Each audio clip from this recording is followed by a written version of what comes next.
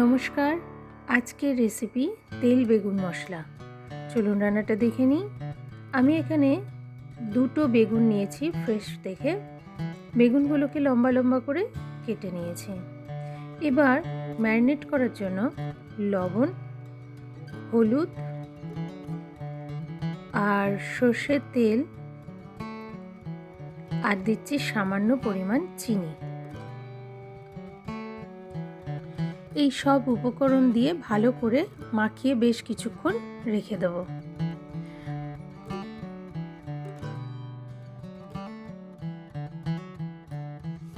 এবার বেগুনগুলোকে ভেজে নেওয়ার জন্য কড়াইতে তেল দিচ্ছি। তেলটা গরম হলে এবার আমি সব বেগুনগুলোকে ভেজে নিচ্ছি।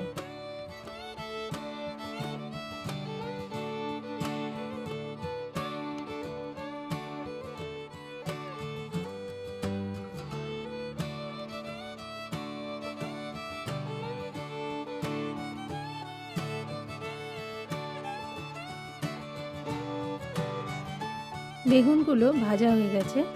তেল ছেঁকে বেগুনগুলোকে তুলে নিচ্ছি।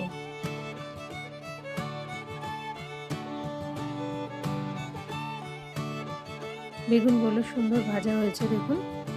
এবার সর্ষের তেল গরম করে আমি এবার সর্ষের তেলে করব। সর্ষের তেল গরম করতে দিয়েছি। আর এদিকে একটা মশলা নিয়েছি, যেটা একটা গোটা পেঁয়াজ, এক টুকরো আদা, 2 কোয়া রসুন আর এক টুকরো টমেটো আর 3টে লঙ্কাকে একসাথে পেস্ট করে নিয়েছি। নিয়ে মশলাটাকে এবার তেলের উপর দিয়ে আমি ভালো করে কষাবো। ভাজা ভাজা হয়ে এলে টমেটোটা দিয়ে দিলাম। আর দিচ্ছি ধনের গুঁড়ো 1 চামচ, জিরের গুঁড়ো 1 চামচ, হলুদ আর স্বাদ মতো লবণ, আর দিচ্ছি সামান্য পরিমাণ চিনি। ব্যাস, এবার আমি মশলাটাকে ভালো করে কষাতে থাকব।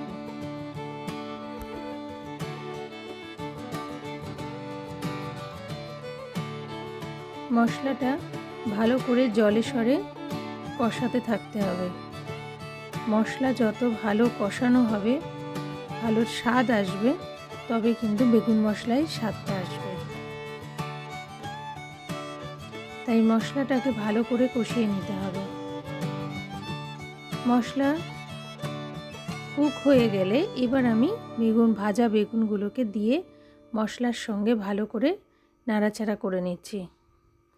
বেশ 5 মিনিট মতো ভালো করে মশলার সাথে নাড়াচাড়া করে সামান্য জল দিয়ে মশলাটাকে দিয়ে বেগুন দিয়ে নাড়াচাড়া করে নিতে হবে।